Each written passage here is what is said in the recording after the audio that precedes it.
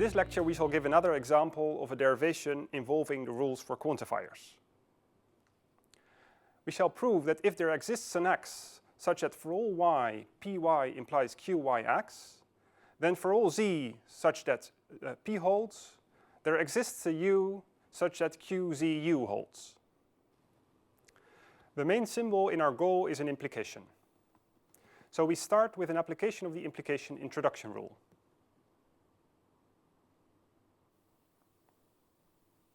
Our new goal is a universal quantification. The rule for universal quantification introduction tells us that in order to prove a universal quantification, it suffices to consider an arbitrary thing satisfying the domain predicate, and then prove that this thing also satisfies the predicate after the column. Our new goal has an existential quantifier as main symbol. Our method to prove an existential quantification is to try and find a so-called witness. In this case, something such that the predicate q holds for z and this thing. It is, however, not yet obvious in our derivation what will be an appropriate witness. On line 1, we have an existential quantification that may actually generate an appropriate witness with an application of the existential quantification elimination rule. Let's explore how that works out.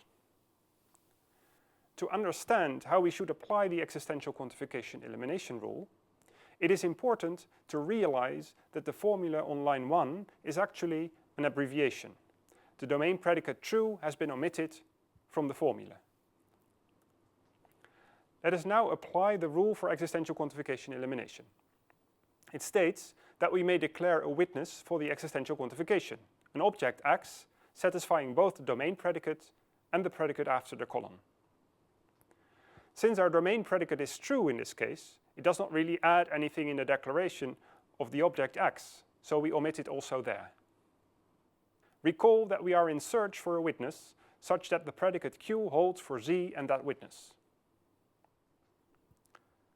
Looking at the universal quantification in line 3, note that it has qyx on the right-hand side of an implication, of which the left-hand side is py. Since we also have pz on line 2, it may be useful to eliminate the universal quantification using the variable z declared on line 2. For a correct application of the universal quantification elimination rule, it is also here important to realize that the formula on line 3 is actually an abbreviation. The domain predicate true has been omitted.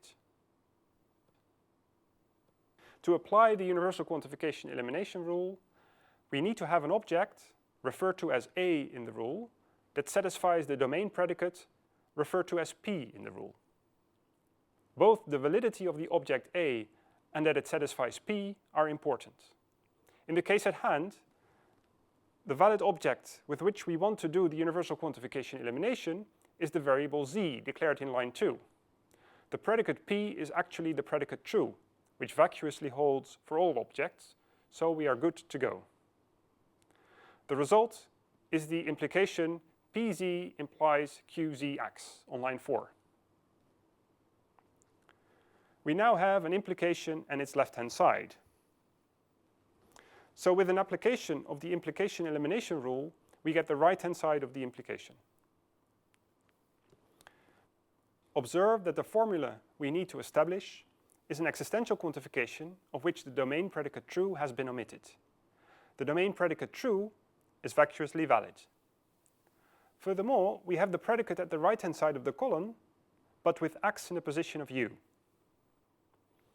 So we can now complete our derivation with an application of existential quantification introduction.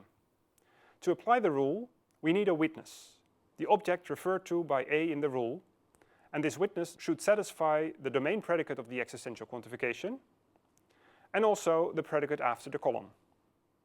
The variable x is suitable to play the role of the witness in this case.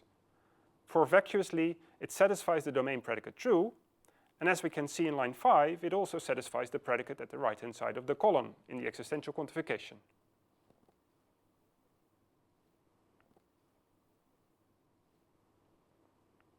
Our derivation is now complete. This concludes our example derivation involving the rules for quantification.